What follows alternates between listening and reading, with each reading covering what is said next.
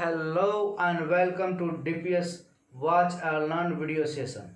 In this video session, we will discuss resource and development, that is chapter 1 of geography class 10. First of all, we have to understand the title of the chapter, resource and development. Without resources, we cannot imagine about development. If we have resources, then we can develop. Let's start the chapter from resource. Here I will give you definition of resource. What is resource? First of all, we will understand that topic. What is resource? Anything that satisfied our needs, human needs, is called resource. Anything on this earth that we use to fulfill our needs, that is known as resource. That substance is known as resource. Suppose you are watching this video with the help of your mobile. Your mobile is fulfilling your one of the need. In this way, your mobile is a resource. I am teaching you through this video session. Here one of your need is being fulfilled by me. Here I am also a resource. That means everything on this earth that satisfied human need is known as resource. For example, wildlife, forest, we get a lot of things from the forest. In this way, forest is a natural resource. Wildlife, it is also a natural resource. Again, we can define resources in other word also. It can be expressed in terms of value, namely economic value, aesthetic value, ethical value and legal value. That means anything that has these values, economic, aesthetic, ethical and legal, they may be termed as resource. Now let me explain each of them one by one. Firstly, economic value. What is the economic value of resource?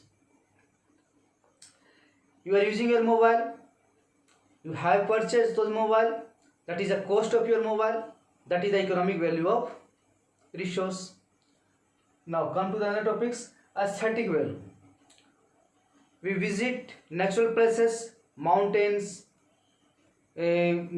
coastal area, that is also a resource.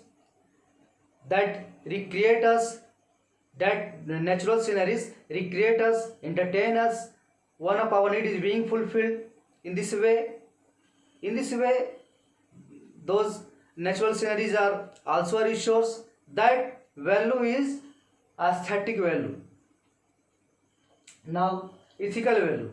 When we realize the importance of resource, when we realize the responsibility to preserve those resources for the future use, this is known as ethical value of resource. Now, legal value. What is legal value? When law is passed to protect the resources, we attach legal value to them. Project Tiger has been passed by the Government of India in 1973. Through this act, hunting of tiger was being prohibited.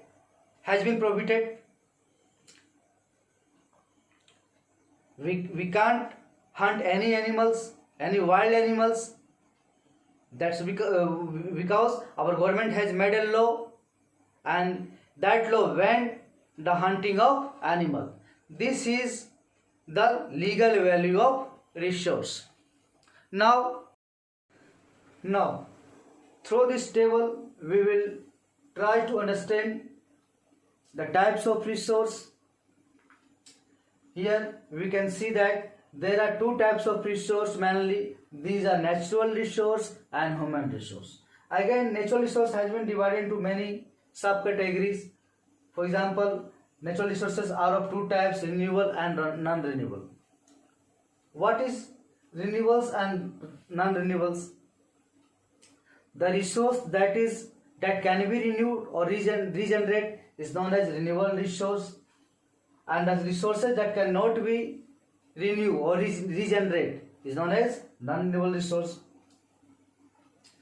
Again, renewable resources are of two types: continuous of flow and biological. You know biological resource. What is biological?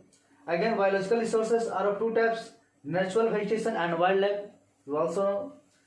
The non-renewable resources are of two types: recyclable and non-recyclable. What is recyclable? The resource that can be recycled,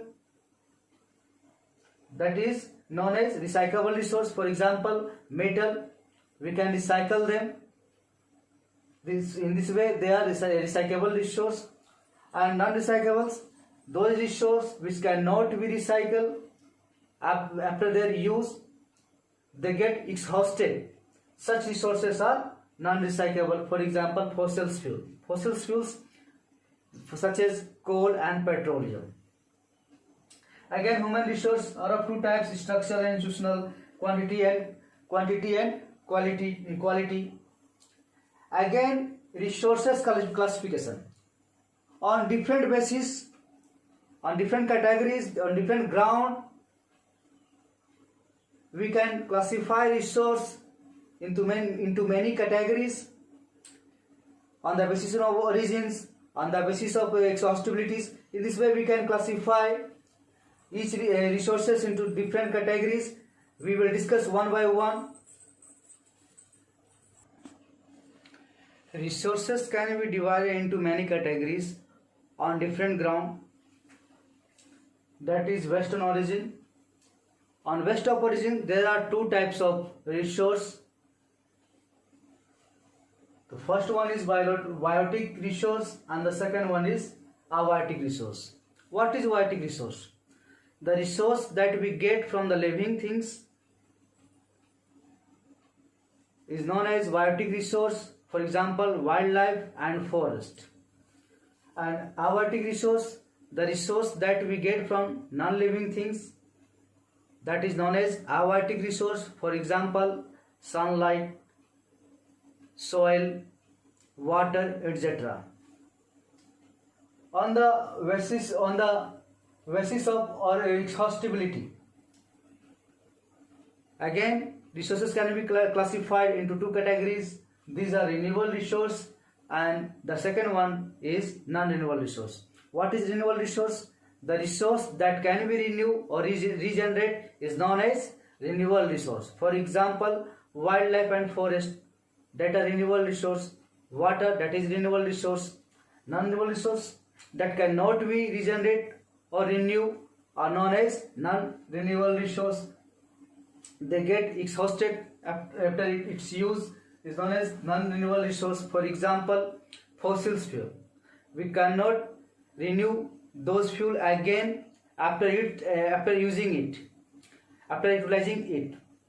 We cannot use those fossil fuel. In this way, they are non-renewable resource. They come under non-renewable resource. Again, on the basis of ownership, there are different types of resource: individual resource, community resource, national resource and international resource. What are individual resource, national resource? We will discuss. Firstly, individual resource. The resource that belong to individual persons. For example, your mobile belongs to you. If anybody want to use your mobile, then they have to seek your permission to use them. In this way, your mobile is an individual resource. That means the resource that belongs to a particular person or individual is known as individual resource. The second one is community resource. The resource that is used by the whole communities is known as community resource. For example, common pasture land or public well. These are the community resource. Again, national resource. all national resource, all the resource technically belongs to the nations, including me. I am also a resource. I am also belong to our nations. Again, railways examples are there. Railways and roadways, these are the national resource that belongs to nations. Again, international resource. Here I have given the example EEZ, exclusive economic zone. The resource that belong to many internationally that belong to internationals, that is a international resource. Again, based on status of development, there are also different type of resource: potential resource, developed resource, stock and reserve. These are based on the status of development. What is developed resource? The resource that is being used at present, that resource are known as developed resource or actual resource. Potential resource, we will discuss the stock. What is stock? Material in the environment which have potential to satisfy human needs, but human beings do not have any appropriate technology to access those resources. For example, water. Water is made up of two gases. Water is a compound which is made up of two gases, that is H2O, hydrogen and oxygen. That hydrogen can be used as a resource of energy, but in the lack of technologies we can't use those resources. In this way they termed as a stock. Now come to the another points. Another resource, that is reserve. What is reserve? Reserve are the subset of stock which can be put into use. Reserve is a subset of stock that can be put into use with the existing technologies, but their use has not been started. Again, listen. What is reserve? Reserve is a subset of stock. Reserve is a subset of a stock which can be put into use with the help of existing technologies, but their use has not been started. Such resources are known as reserve. Now next topics: problem of resource development. What is the problem of resource development? There are mainly three problems are there. These are the first one is depletion of resources for satisfying the greed of few individuals. In this way, resources are being exhausted in indiscriminate way. The second one problem is accumulation of resources in few hands, which in turn divide the society into two segments. Example, have or have not, or poor and rich. That means resources are not equally distributed among the peoples. They are accumulated in a few hands, which led to division in the society. For example, have or have not, rich and poor. The third one of problem of resource is indiscriminate use of resource or indiscriminate exploitation of resource has led to the global ecological crisis. That is global warming, that is ozone layer depletion and land degradations. That means if we use resources in indiscriminate way, it will lead to ecological crisis such as global warming, land degradation and ozone depletion, etc. Now come to the resource planning. What is resource planning? As we have discussed, we cannot develop without resource. They are very important, they are very essential for our development. So here we need to use all those resources very carefully and rational way. For that, we have to make a plan that is known as resource planning. That means judicious or rational use of resource is called resource planning. That means we have to use resource, but we are not allowed to exploit those resources in indiscriminate way. That's why we need resource planning. Now move to next topic, that is conservation of resource. We should conserve the resource for the future use. We should not use those resources in indiscriminate manners. For concerning about the conservation of resource, Gandhiji was very apt in voicing his concern about resource conservation. In his word, there is enough for everybody. There is enough for everybody's need, but not for anybody's greed. Again, listen what Gandhiji had said about the importance of conservation of resource. He has said that there is enough for everybody's need, but not for anybody's greed. That means we should use resource rationally. We should not use the resource in greedy manner. We have enough resource, but we have to use all those resources rationally, carefully, in a planned way. We have to use all those resources. Now move to another topics, land resource. What is land resource? Land is one of the most important resource. It is natural resource and renewable resource. What is land resource? Land is a natural resource that is also a renewable resource. Land supports all the lives. It provides shelter to all organisms. It is very important resource, one of the important resource. Without land, we can't do our agricultural activities and other activities. Then let's see here. There is a table. In our country,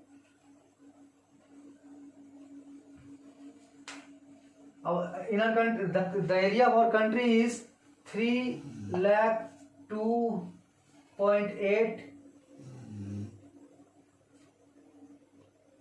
million square kilometer. What is the area of our country? The area of our country is 3,28 million square. 3.28 million square kilometer. That is the area of our country,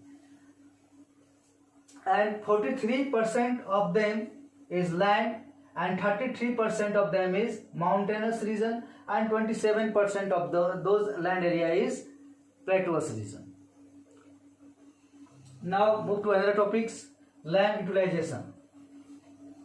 How we utilize the land? There is forest, there is land that is not available for cultivation, that land is barren, or buildings, road, factories, all these barren lands, and the land that is used for the construction of buildings and road and factories, that are not being used for the cultivation purpose. The third one is other uncultivable land, that is a permanent pasture land. It is also not being for the cultivation. It is also not being used for cultivation. Now fourth one, fallow land. What is fallow land?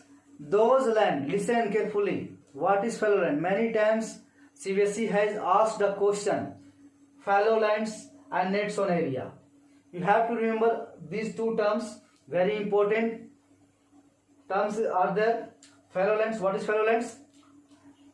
Left without cultivation. Those land that left without cultivation for one or less than one agriculture year is known as fallow land. Those land that is left without cultivation for one or less than one agriculture year, that land is known as fallow land. What is net sown area? Area sown more than one in one agriculture year. That means those land that is used for cultivation for more than one times is known as net sown area. Now move to another topics, land degradation. What is land degradation? Firstly, we will discuss what is land degradations. The degradation of the quality of land is known as land degradations. How they degrade? They degrade through deforestation, overgrazing, mining and quarrying process. All these activities lead the degradation of land.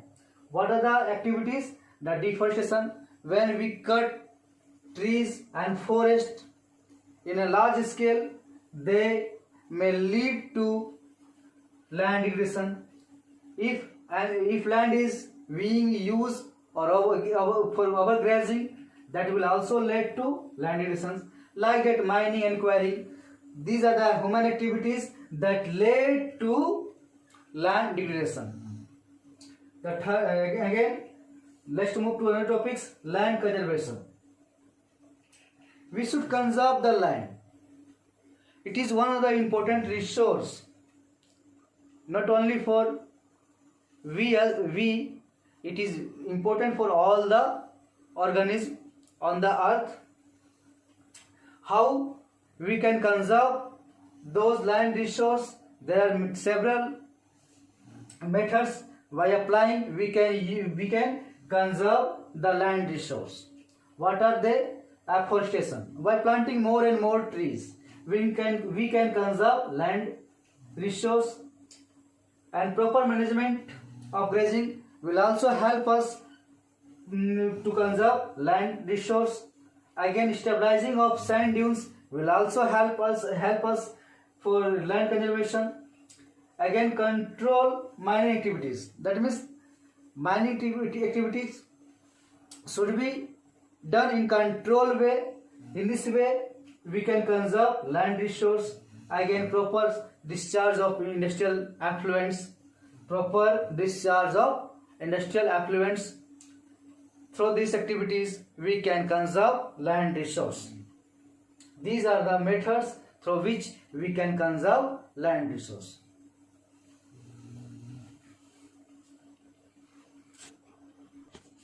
Next, move to another topic, that is soil resource.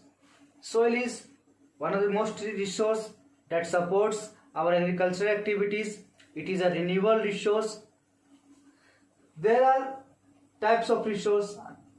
There are many types of soil. The next topic is types of resource. There are many types of resource. These are alluvial soil, black soil, red and yellow soil, laterite soil, arid soil, forest soil. These are the types of soil. We will discuss each of the types of the soil one by one. First of all, we will discuss alluvial soil. What is alluvial soil? The soil that is formed by the deposition work of river is known as alluvial soil. It is much fertile than other soil. It is very much fertile soil. It is very favorable for the agricultural activities. And again, these soil are of two types. These are Vangar and Khadar. Alluvial soil is of two types, Vangar and Khadar. What is Vangar and what is Khadar? The old alluvial soil that is less fertile than Khadar, the old alluvial soil that is made up of bigger particles, that is known as Vangar, and the newly formed alluvial soil that is very much fertile and it is made up of very fine particle, that is known as Khadar. That is the difference between Vangar and Khadar. Again, listen. The Vangar is a old alluvial soil that is made up of very big particle. Its particle is bigger than the particle of Khadar. It is less fertile. On the other hand, Khadar is a newly formed alluvial soil that is very much fertile and it is made up of fine particle. Is it clear? Now let's move to another topic, black soil. Black soil is also known as Regur soil. It is also known as, sometimes it is known as cotton soil also. So because it is very favorable for the cultivation of cotton, and it is also favorable for the cultivation of sugarcane. Black soil, it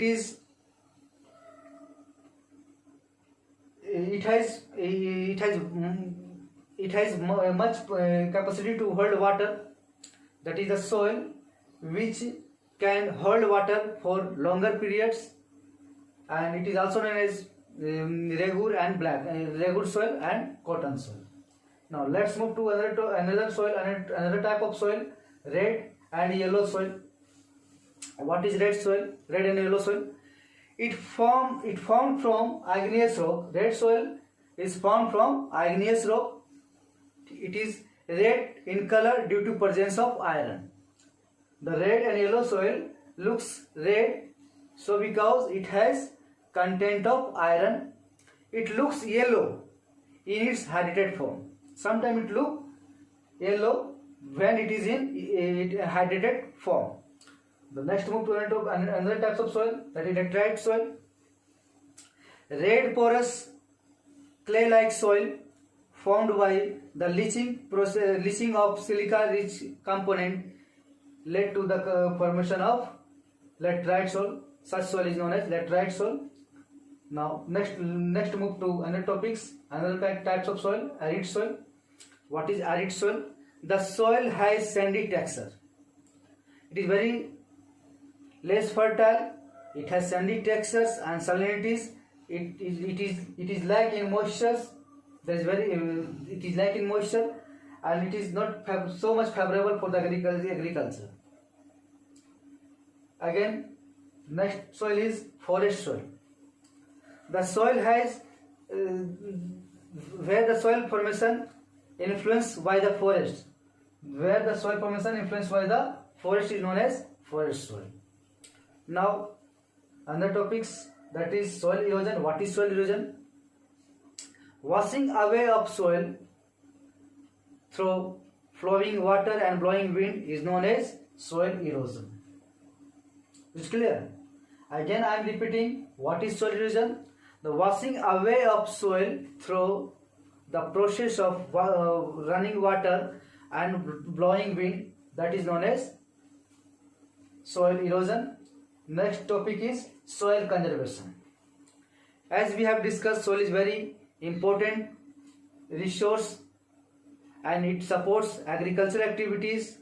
So we should conserve the soil as well. We can conserve the soil by different methods, by controlling overgrazing, by afforestation. In this way we can also conserve the soil. Now your chapter is finished. Thank you.